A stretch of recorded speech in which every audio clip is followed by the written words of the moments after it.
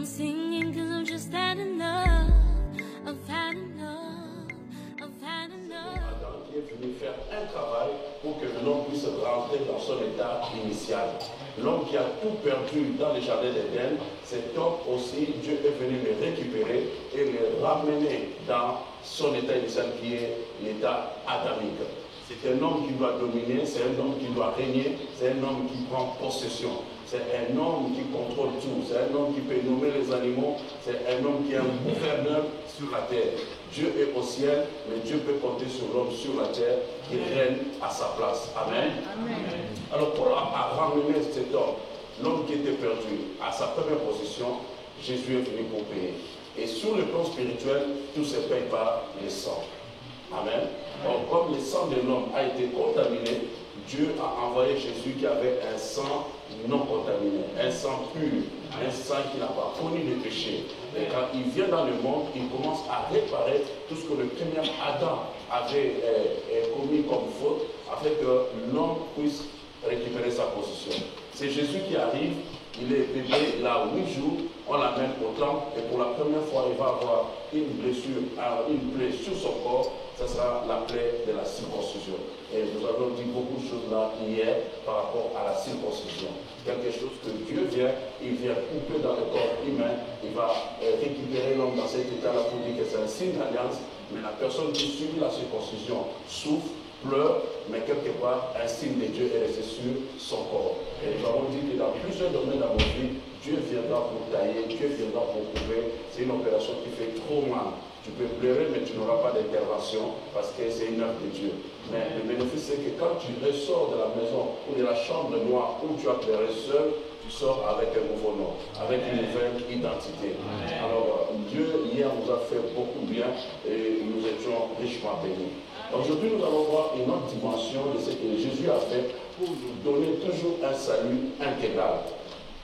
Il est sur la terre, il a compris la mission, il enseigne la parole, mais il continue de réparer les domaines dont le premier Adam avait échoué. Vous allez comprendre avec moi que la première des choses que le premier Adam a payé, c'était les désordres dans son foyer, c'était la mort de son fils cadet tué par les grands frères. Donc Dieu commence à attaquer d'abord la progéniture. Et l'État plutôt commence d'abord à attaquer la progéniture. Il attaque tout ce qui sort de toi, tout ce qui fera ta gloire, tout ce qui va faire ta continuité sur la terre. C'est pour cela que nous avons dit que quand Dieu commence avec l'homme, Dieu le bénit en disant « Soyez féconds ». Alors que hier, nous avons prié pour que Dieu nous donne la fécondité des idées, des inspirations et dans tous les domaines. Tout ce qui va ressortir de toi, depuis hier, nous avons pris possession de la réussite. Amen. La première des choses que le diable va faire, attaquer l'homme par rapport à ses enfants, par rapport à sa progéniture. Mais Dieu va réparer cette position en envoyant Jésus. Et Jésus accepte de passer par la circoncision, qui est un signe d'alliance, qui touche une partie de la reproduction. Et pour la première fois que Dieu avait fait alliance avec l'homme par la circoncision, Dieu a déclaré que tout ce qui sortira de toi sera fort, sera puissant, tes enfants seront des rois. Donc voilà. Après cela, Jésus va faire un autre travail. Vous serez d'accord avec moi qu'un jour, le premier Adam s'est retrouvé dans un jardin. Et c'est dans le jardin que le problème peut commencer. C'est dans le jardin qu'ils ont mangé le fruit interdit. Et Dieu va se lever pour leur dire que désormais, tu vas manger maintenant par la sueur de ton front. Alors qu'avant le péché, avant la condamnation, l'homme ne devait pas souffrir pour manger. Il pouvait seulement cueillir un fruit dans le jardin et manger tranquillement. C'est pour ça que le jardin était appelé le jardin des terres, le jardin des plaisirs. Donc l'homme était tranquille. L'homme travaillait la terre, bien sûr, mais il ne travaillait pas, il ne souffrait pas pour manger. Okay? Il travaillait au fait pour avoir une occupation. L'homme a travaillé parce qu'en fait, le corps humain demande aussi une activité pour être en bonne santé. C'est pour cela que Dieu l'a établi dans le jardin pour travailler. Mais en réalité, pas pour souffrir pour manger. Souffrir pour manger est venu après la chute.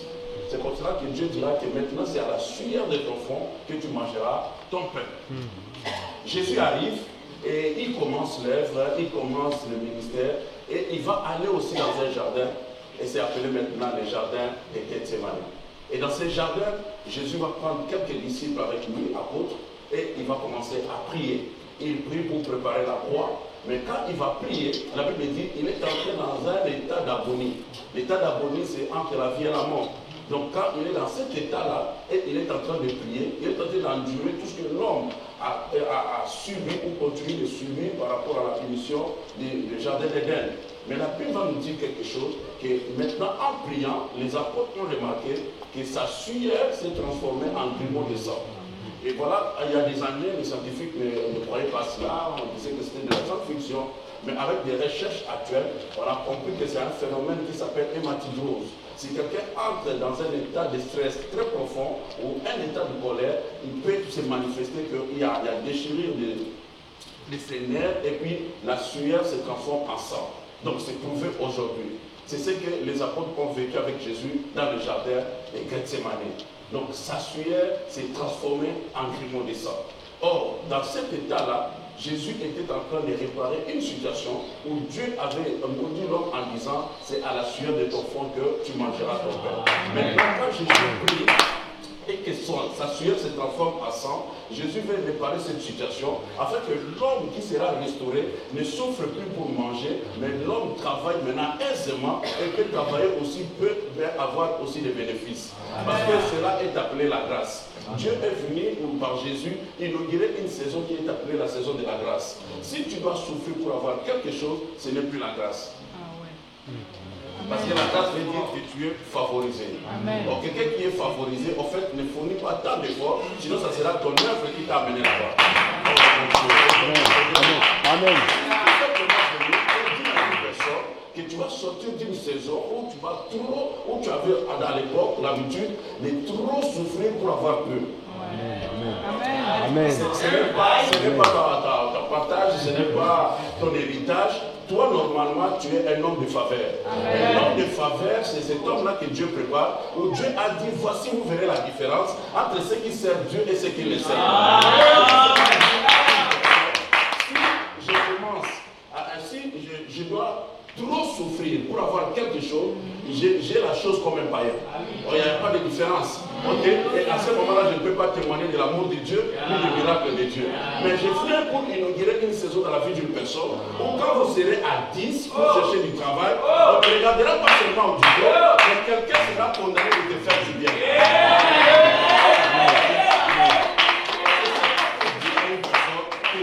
Tu es dans la liste des favorisés. Amen. Moi, j'ai vécu dans une société à Kinshasa où il y avait des familles et il y avait des familles qui étaient des familles privilégiées. Parce que tout simplement, ils appartenaient dans une certaine classe ou bien une classe politique considérée connue dans la ville. Juste par le nom, ils étaient favorisés. Que ce soit à l'école, que ce soit partout, quand on sait que c'est la famille telle, c'est le fils de tel, en tout cas, même le professeur les traite autrement. Mais moi, je voulais te dire que toi, tu n'es pas seulement le fils de tel, mais toi, tu es le fils du roi des rois. Amen. Si sur la terre, je dois souffrir comme tout le monde, où est la faveur de Dieu? Or, j'appartiens dans la famille royale. Quand quelqu'un est dans la famille royale, croyez-moi, nous pouvons commettre la même faute que le prince William, mais nous ne serons pas traités de la même manière.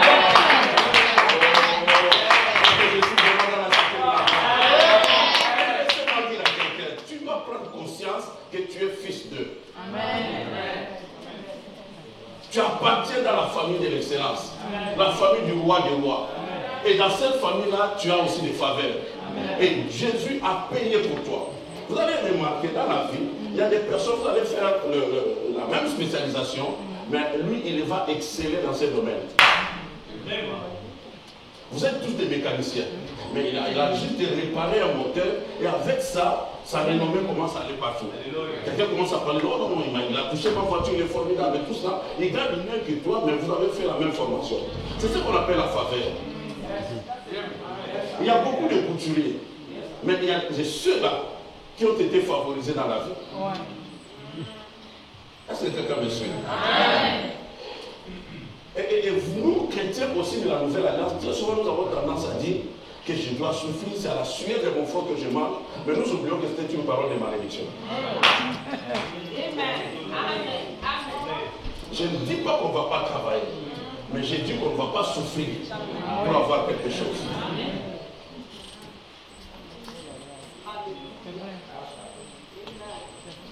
Que Dieu t'amène dans une dimension de comprendre et de ne plus avoir peur de celui qui est à ta gauche ni à ta droite. Amen. Parce que dans chaque concours, tu dois savoir que toi tu es favorisé. Amen. Tu n'as pas la recommandation des nobles, tu n'as pas la recommandation des gouverneurs, tu as la recommandation céleste.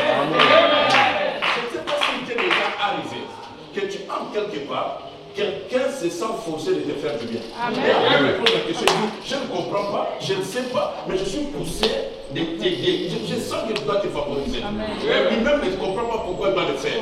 Parce que toi, tu fais partie d'une catégorie de...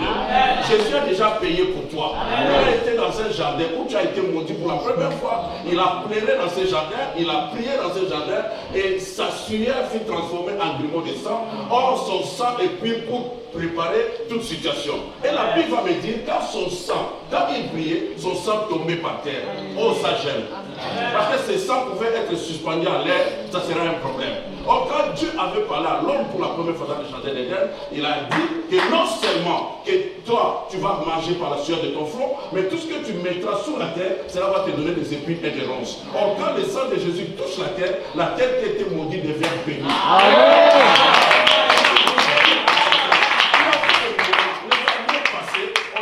Sur des terrains durs. On a semé, on n'avait pas de résultats. Mais une nouvelle saison s'inaugure dans ta vie. Tu vas semer sur une terre où le sang de Jésus a déjà touché. Tu dis que l'huile te sera donnée. Ah, tu n'es pas ici. Amen.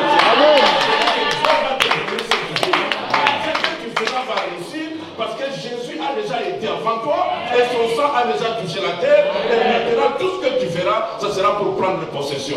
Si tu crois, tu dis Amen. Amen. Il prie, et sa sueur se transforme en grumeau de sang et ça tombe par terre. Un travail est fait. C'est pour cela que je crois trop que toi tu ne vivras pas les mêmes problèmes que ton père. Parce qu'en fait, les choses que tu es en train d'écouter aujourd'hui, ton père n'a pas eu l'occasion de l'écouter. Si ton père avait fréquenté la cité de gloire, il pourrait aussi entrer dans cette dimension.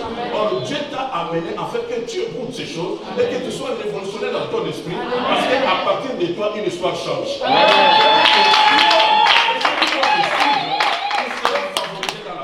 Les gens vont vous regarder et dire, mais pourquoi ils réussissent? Comment ils avancent comme ça? Tellement ils ne vont pas comprendre le mécanisme, ils vous traiteront de sorciers. Ils sont magiciens. Ils ont touché à quelque chose. Or, toi, tu n'as rien touché, mais ton maître a tout fait pour toi. Et tu prends conscience que le maître a déjà travaillé. Je crois que moi, je vais travailler dans la grâce. Et je crois que la grâce va te localiser. Toi, tu seras favorisé dans la vie. Là où il y a 1000 personnes, toi, tu seras connu et vu. Là où tu as la faveur de Dieu. La faveur de Dieu te fera réussir. Tu mangeras par grâce, tu marcheras par grâce, tu réussiras par grâce, tu feras tout par grâce dans le nom puissant de Jésus. Ensuite, avec moi, tu allais acclamer ton frère.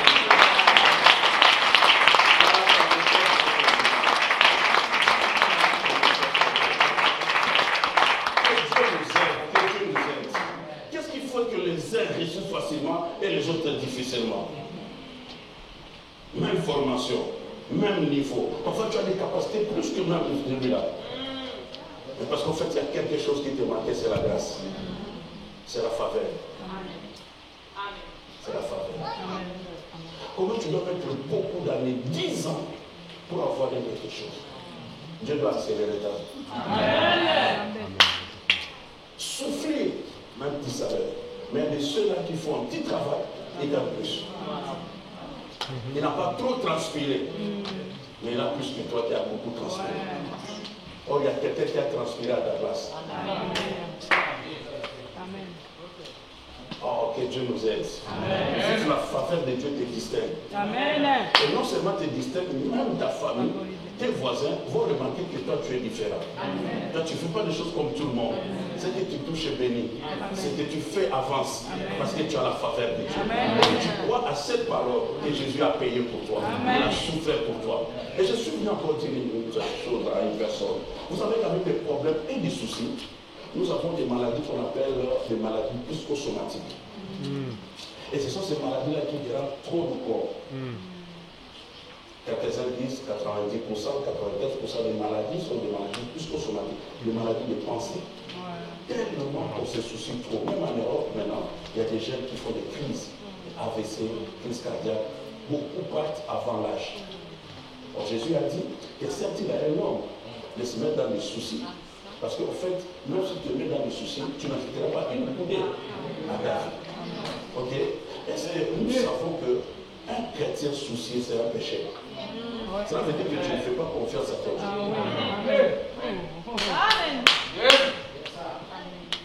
Des méningites, des maux de l'estomac, des rhumatismes, tout cela à cause des soucis. Trop de tensions à cause des soucis. La pression que le monde nous donne. L'éducation de nos enfants, payer telle facture, c'est de trouver dans quel système. Nous sommes entrés dans le système et ça nous a tellement coincés et on vit maintenant dans les soucis.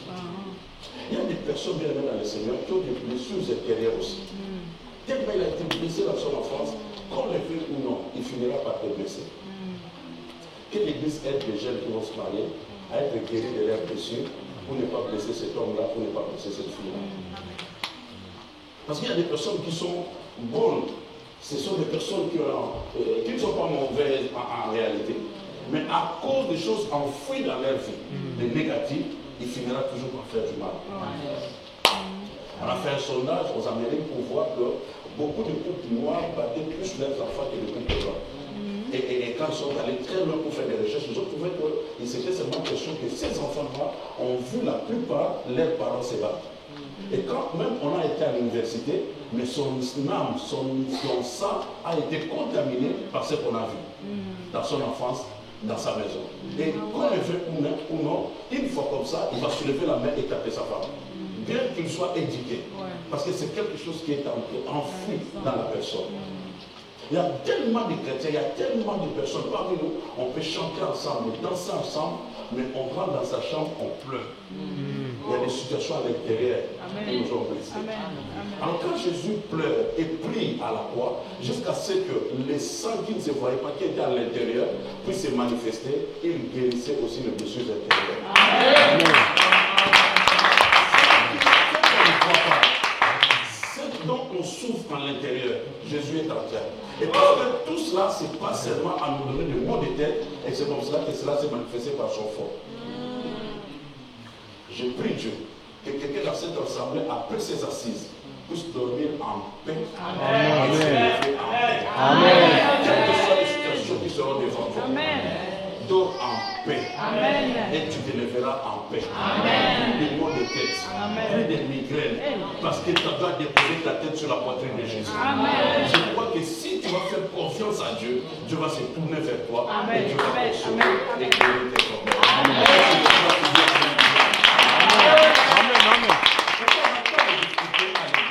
On a des membres qui sont blessés et parfois aussi les pasteurs lui-même est blessé. Moi, il y a une certaine période dans mon ministère, j'étais très blessé à cause des déceptions, à cause des échecs, à cause des frères qui me quittaient à gauche à droite. Et ceux qui étaient avec moi, mangeaient avec moi, quand ils partaient, ils parlaient mal sur moi, tout cela, ça pouvait m'affecter. Et d'autres commençaient à voir que non, tu n'as continué plus comme tu étais avant.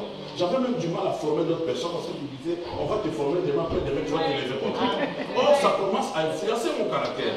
Or, ce n'est pas mon caractère. Si je reste dans cette dimension-là, je ne serai pas béni. Dieu te bénira par rapport à la personnalité qu'il t'a donnée. Amen. Que personne ne nous influence. Que personne change ton caractère.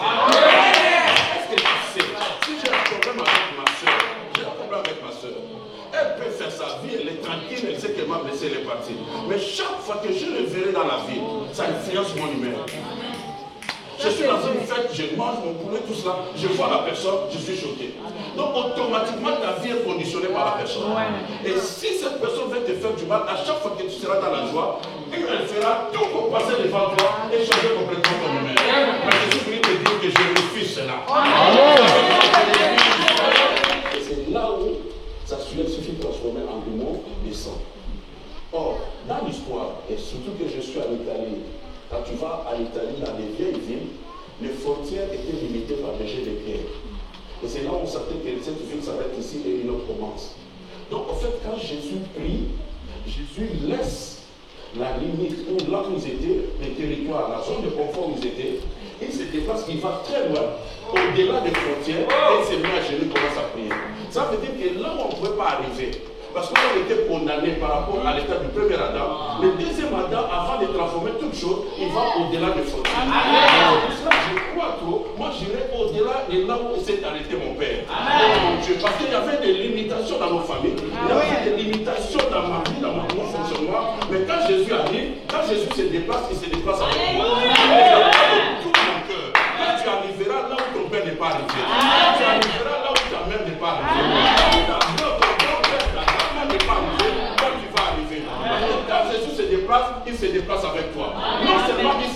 ça, il se met à genoux et il prie. Ça veut dire il prend possession du territoire. Il va sceller cela par une prière. C'est pour cela, là où tu vas arriver, tu ne quitteras plus parce que c'était scellé.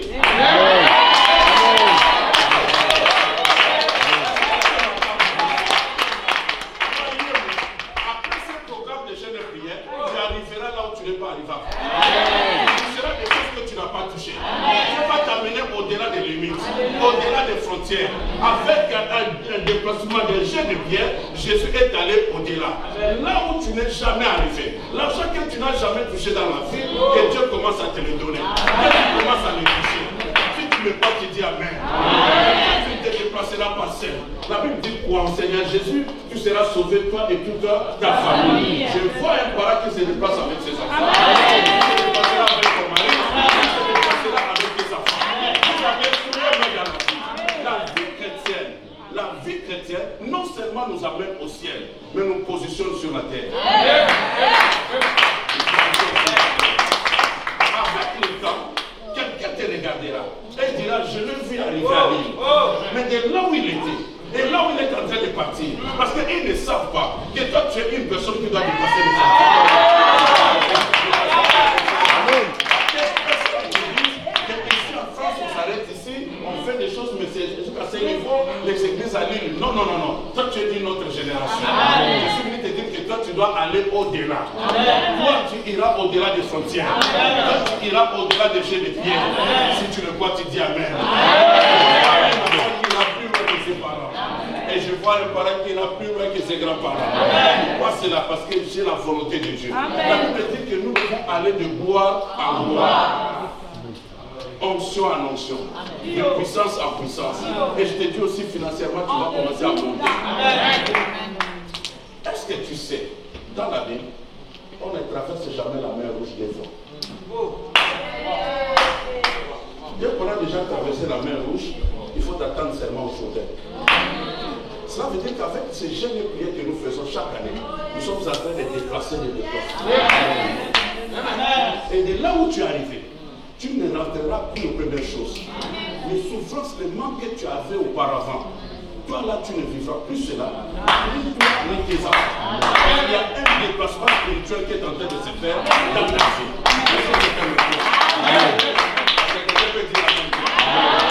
Je crois de tout mon cœur que quand Jésus se déplace et prie avec force jusqu'à ce que son sang, sa sueur se transforme en sang, il a fait pour toi, il a fait pour moi.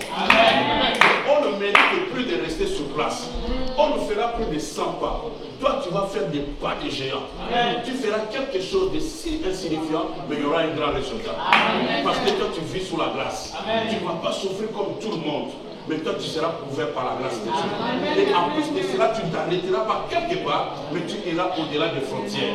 Que ton arrière-grand-parent, quand il va se réveiller un jour de son tombeau, qu'il te voie très loin dans la vie. Lui-même ne saura pas comment tu es arrivé là-bas. Parce qu'en fait, nous sommes venus pour amener le progrès. Amen.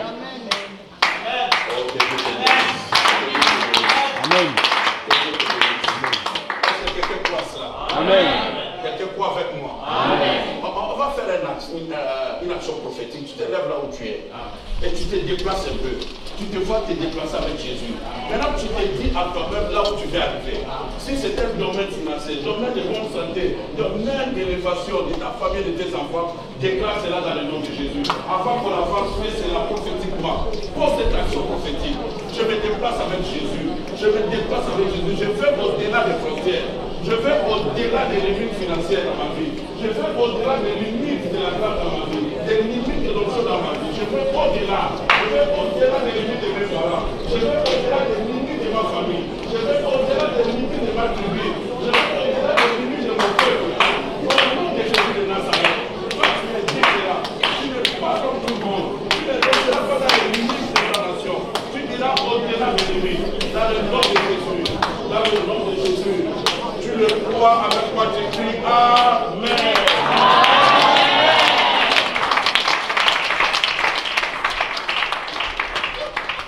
C'est comme cela que quelqu'un peut commencer une petite affaire et ça devient une multinationale. Amen.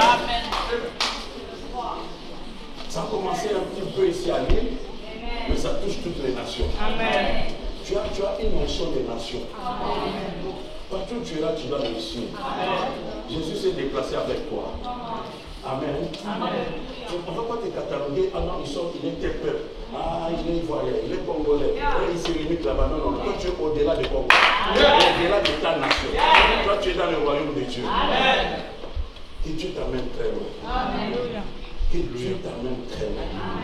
Qu'il y ait un changement avec toi et avec les générations qui vont arriver. Si tu le crois, tu dis Amen. La troisième chose que Jésus va faire pour nous ramener dans notre salut intégral, complète, la Bible dit qu'il fait arrêter. Celui qui n'a pas fait du mal, injustement, doit être arrêté. En fait, le monde n'aime pas les bonnes personnes. Et la Bible même compris que les bonnes personnes meurent avant. Le colère meurt avant les pauvres. Mais comment ça va se passer? Quand on l'arrête, Pilate, qui était le chef romain, représentant de l'Empire romain sur le territoire palestinien, va obliger qu'on puisse flageller Jésus. Donc, la flagellation, c'était une punition que les Romains infligeaient aux condamnés à mort. C'était pour précipiter la mort. C'est afin que le sang puisse vite couler et après les amener à la croix et qu'ils puissent partir avant. Mais les Juifs aussi dans leur coutume, ils flagellaient aussi par rapport à une punition quelconque. Si quelqu'un a fait une déviation doctrinale d'hérésie, on le flagellait, mais on ne pouvait pas aller au-delà des 40 fois. Jésus est arrêté et on l'amène à la cour.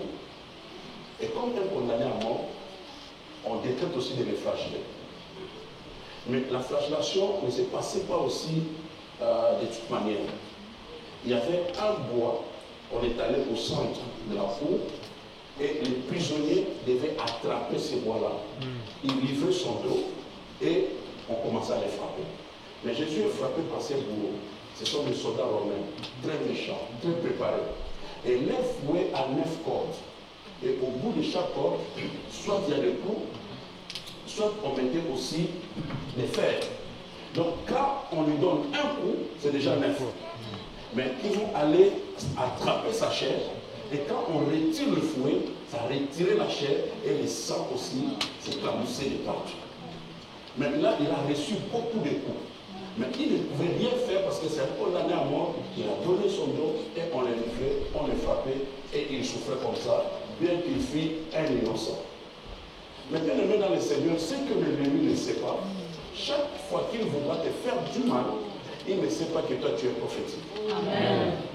Amen.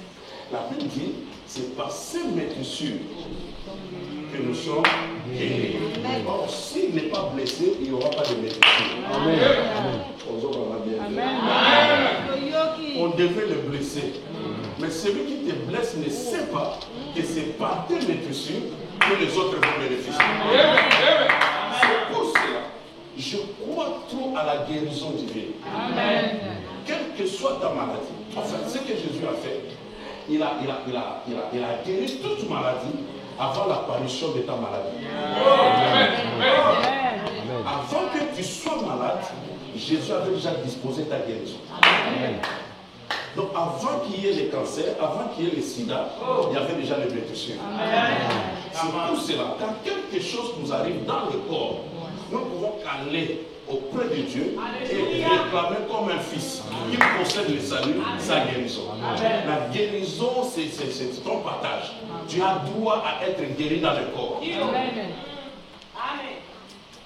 Est-ce que vous savez, même dans la société actuelle, un patron sérieux, une société sérieuse, prend soin de ses employés. Parce que si on t'a que tu seras en bonne santé, il y aura un bon rendement. Et cela va faire avancer la société. Dieu aussi a besoin de toi. L'onction qui t'a donné, c'est dans le corps. La mission que tu vas accomplir, c'est dans le corps. Et Dieu a besoin que tu aies aussi une bonne santé. Alors que si quelque chose m'arrive, je peux me présenter devant Dieu et dire à Dieu, c'est par le blessure de Jésus que je crois à ma guérison. Et même si tu ne sais pas prier, la Bible dit nous avons un avocat auprès du Père. Jésus a accepté les blessures et Jésus a accepté que les cicatrices restent dans son corps. Parce qu'aujourd'hui comme aujourd'hui, si je prie, je ne sais pas prier.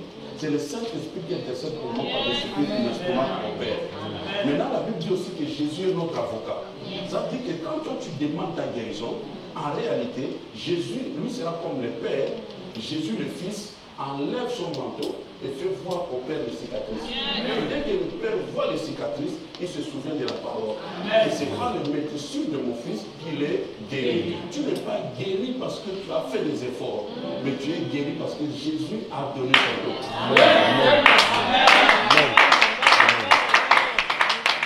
Quand j'ai compris ces choses, la guérison divine est devenue facile à ma vie. Je ne force pas, c'est parce que j'ai posé ma main jusqu'à l'homme. C'est parce que Jésus a donné son nom. C'est pour ça que j'ai vu des personnes être guéries tout autour de moi.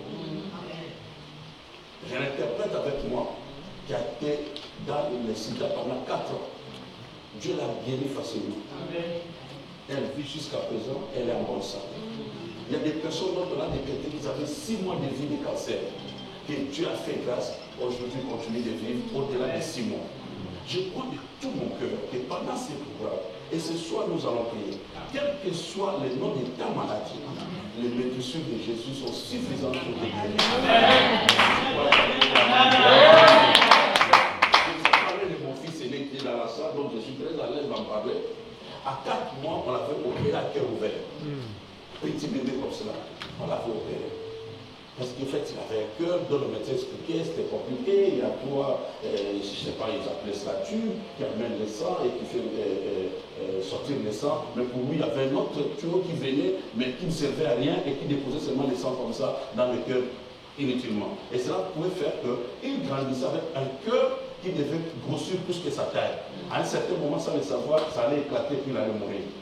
Mais l'enfant ne manifestait rien, il avait seulement des lignes qui ne terminaient jamais. Et Dieu a fait grâce, on l'a retrouvé, on l'a opéré, tout cela. Mais il était petit, mais au milieu de grands qui souffraient des problèmes cardiaques, c'était trop compliqué.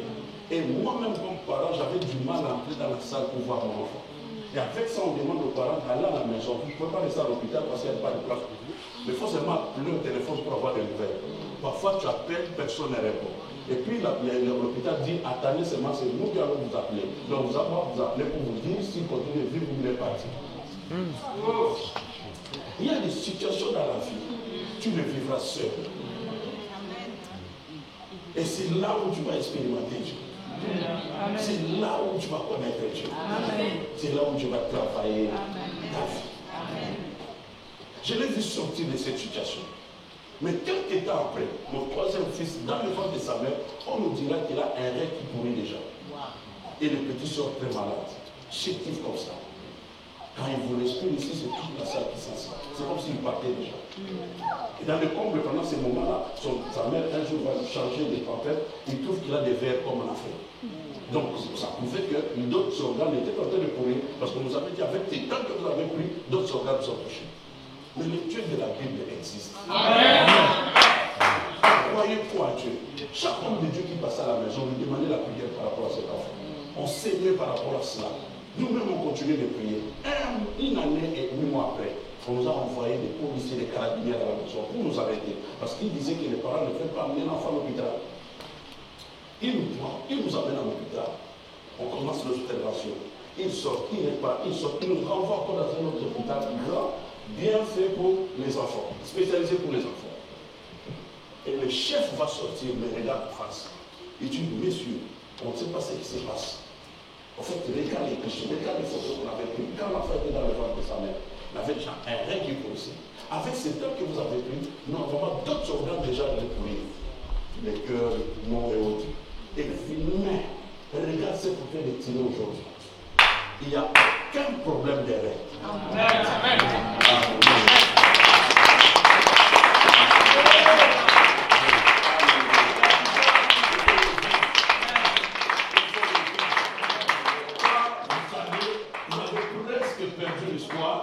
Quelqu'un se lève et il n'a pas la même foi que vous. C'est un médecin.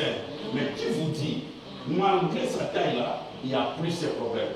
Mais aujourd'hui, comme aujourd'hui, l'enfant vient de totaliser 18 ans. Il a bonne santé et il joue au football. Laissez-moi dire à quelqu'un, il y a un Dieu au ciel qui existe. C'est pas le souci de Jésus que nous sommes guéris. Enlève les soucis. Trop de tensions pour rien. Trop de préoccupations pour rien. Qui touche à le corps, qui amène les soucis inutilement. Lève-toi, crois que Jésus est réel. Jésus va soutenir l'étude de tes enfants. Jésus va soutenir ta maison. Ta maison ne tombera jamais. Parce que ton salut est complet. Par les médecins de Jésus, nous sommes guéris. Mais laisse-moi dire quelque chose, on va terminer vite. Vous savez, quand Jésus a arrêté, mon frère sera Jésus. Ok? Je n'ai pas de trône là aussi. Mon frère, quand je vais avoir le trône là. Tu seras pas comme ça. Comme je suis debout, mais je s'incline. Non, fais un peu dans ton dos. Jésus s'incline et donne son dos. Mais il doit tenir très fort le bois. Et ici, il y a des Romains, soldats forts, qui sont en train de travailler son dos, de les frapper, de déchirer son dos. Il crie, il souffle, il bouge, mais il ne peut pas laisser le bois.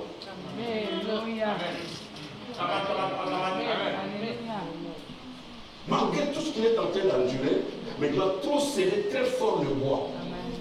Mais laisse-moi encore te dire, un jour, le même monsieur, quand il allait à Golgotha, il a dit ceci: si moi un bois vert que je suis, je souffle de cette manière, quand il sera au bois sec. Or, à ce moment, Jésus est en train de protéger le bois sec.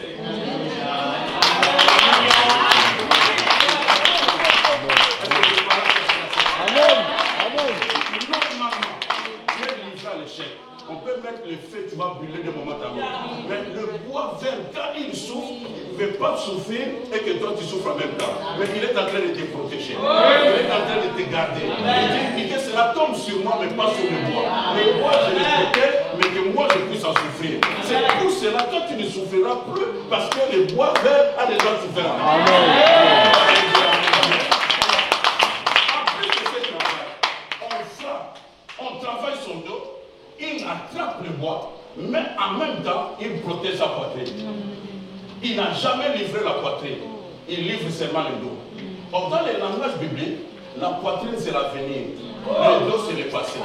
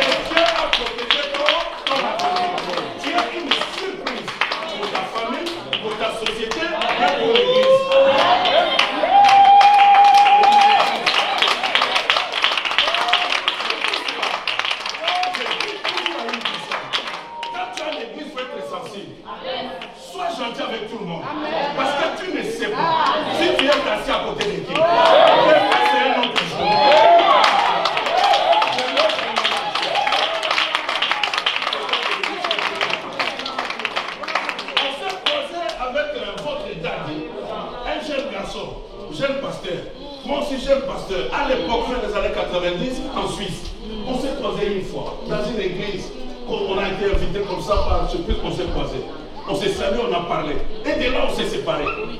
Mais on se suivait de loin, je savais ce qu'il faisait, il savait ce que je faisais. Je suis entré encore en contact et dans son ministère au mois de mai passé. Après plusieurs années.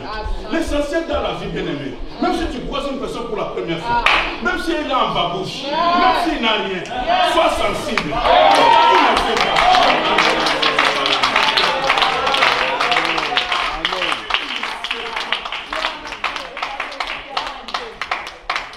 Critique-moi comme tu veux, mais tu ne parleras que de ma naissance jusqu'à hier.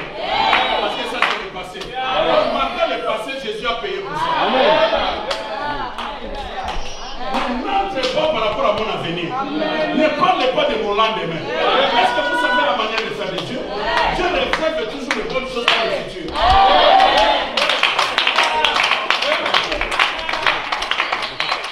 Ton lendemain sera meilleur que ton hier.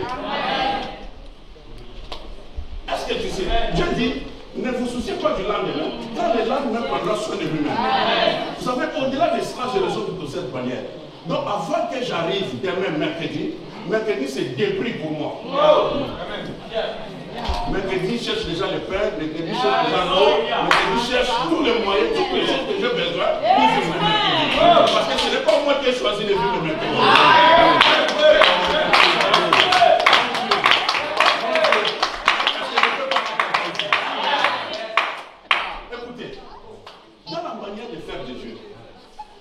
La première partie de ta vie soit un peu compliquée. Mais la deuxième partie, c'est toujours une surprise. Je vous donnerai 2-3 exemples de la Bible. Maman, il y a eu des gens qui sont allés à la fête de Cana. Ils ont été à la fête, ils ont mangé, ils ont pu danser, et d'un coup, tout à coup, brusquement, les faits ont manqué. Ils étaient découragés. Ils n'avaient plus de motivation pour danser. Ils sont tous partis. Mais en partant, ils ont critiqué la fête. Le monsieur ne sait pas organiser sa fête. Il n'avait pas à manger assez. Et surtout, il n'avait pas à boire. C'est quel genre de fête est cela? Mais avec d'autres qui étaient patients, qui sont restés. Et quand on commence l'église, parfois, il y a une foule qui arrive. Après, parfois, ils ne trouvent pas ce qu'ils cherchaient, sont partis. Mais ceux qui restent. Amen. Ils ne sont pas pressés dans la vie. Ceux qui sont restés, ils ont goûté à un vin qu'ils n'ont jamais goûté dans leur vie. Maintenant, quand ils sautaient maintenant de la fête à leur tour, ils disaient, maman mia, le vin qu'on a goûté, on n'a jamais goûté. Parce qu'en réalité, ceux qui ont pu avant, danser avant, c'était qu'avec le vin de Mouazou. Mais c'était tout. Or, ceux qui sont restés, c'était le meilleur vin. Et tout dans ta vie, le meilleur arrive. Amen.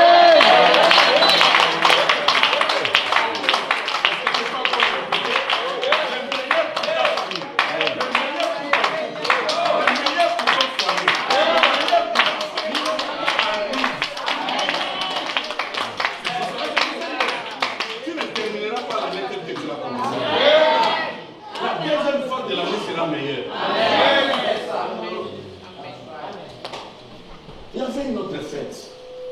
C'était la fête de Rachel. Tout le monde est venu, tout le monde a dansé, tout le monde est parti, et tout le monde a dit à tout le monde, on sort de la fête de Rachel. Comme normalement le mariage doit être consommé, et le mariage se consomme la nuit. C'était le même matin qu'on devait regarder qui est la femme qui sortait de la chambre du mari. Maintenant, ceux qui étaient passés sont restés. Et le matin, quand on a ouvert la porte, ce n'était pas Rachel qui sortait. C'était sans fiançailles, sans robe de mariage, sans parfum, sans salon de coiffure, sans préparation. Et dit que quelqu'un dans cette salle sera béni brusquement.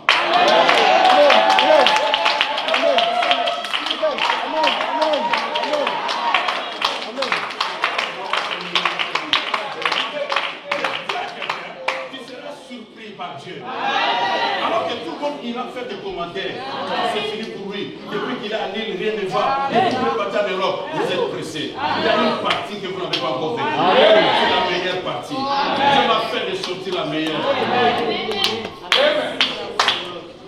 J'ai béni Dieu. Parce que le Dieu de la Bible ne t'a pas oublié. Dieu est dans son programme. Dieu est dans son programme.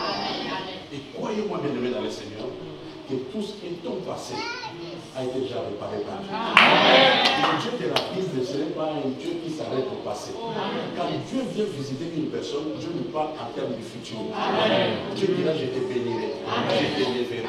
Il ne parle plus du passé, il parle du futur. Il vient chez Simon, il dit, tu es Simon, mais tu t'appelleras Pierre. C'est qu'il y a un avenir. Même le diable qui est venu en forme de serpent, il a mordu l'homme, il a mordu la femme par le péché. Et Dieu a dit, le jour où vous allez pécher, vous allez mourir. Il croyait aussi que c'était leur fin. Mais quand Dieu vient, Dieu dit ceci, de cette même femme sortira un fils qui t'écrasera la tête. Cela veut dire qu'il y a un futur. Cela veut dire que la femme va continuer à vivre, la femme sera grosse, et la femme va sortir. Quelqu'un qui t'a venu du mal, croyez te stopper. Il t'a aidé pour être dans le mal. Amen. Amen.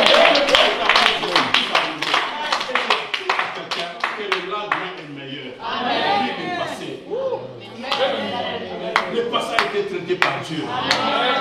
Quel que soit le péché, quelle que soit la faute, puisque tu vis, il y a de l'espérance.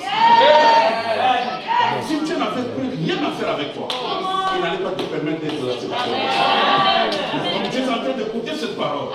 Dieu parle aux gens qui ont le futur.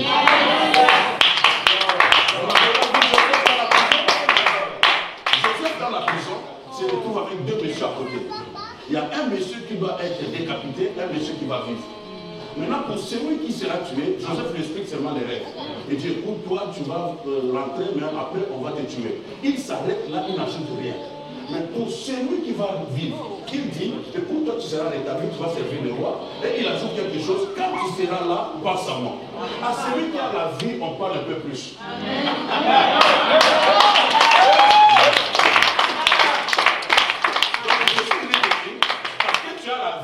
Dieu va te parler plus de 21 jours. Tu crois à ton futur. Dieu te prépare. Afin que Dieu change la vie d'une personne, il envoie la parole. Et je crois de tout mon cœur que cette parole vient prolonger ton futur. Si il y avait une mort qui était préparée contre toi, tu ne mourras pas. Tu vivras le meilleur.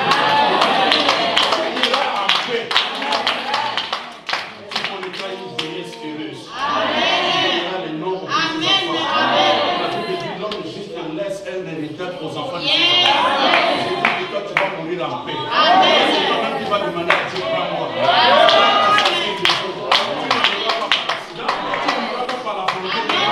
C'est à cause de ces assises comme ça qu'on est en train de décréter de grandes choses pour changer ta vie. On met la sépata, on met vide, tout. C'est pas pour toi. Tu n'es pas destiné à la colère. Je vais m'arrêter par ce témoignage. J'arrive dans un pays africain, du pasteur de la ville. J'ai prêché. Et pendant que j'ai prêché, une personne a été touchée dans la salle. Et la personne me fait signe, vous voulez me voir, je fais compliquer avec le protocole. Mais il a tout fait, il a faufilé, il m'a vu. Il a dit, j'ai un problème. Parce qu'en fait, dans peu de temps, j'aurai 50 ans.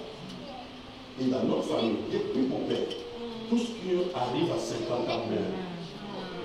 Parce qu'il y a eu un deal entre deux villages. C'était un truc de la sorcellerie. Un village a cédé à l'autre village un pouvoir de la richesse. Donc ces enfants devenaient riches, mais ils se sont dit à une certaine période, vous allez nous remettre ces fétiches. Mais le village là a gardé le fétiche. Maintenant, le village qui a été victime a décrété, a prononcé des paroles. Vous serez riches, mais vous mourrez à 50 ans.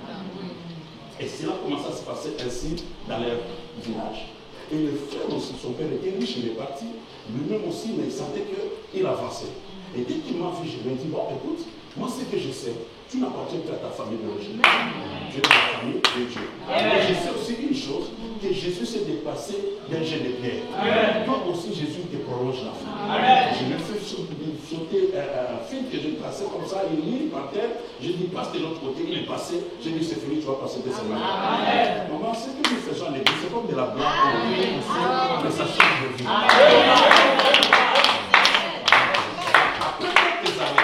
Je rentre dans la même vie. Je continue à prêcher, je n'ai plus le nez sur les frères. Maintenant, j'ai fini ma prédication, je vais aller, et les frères faisaient tout pour me voir, tellement que je ne voyais pas, le protocole est bloqué. Alors, il a compris qu'il devait faire un signe pour que je comprenne.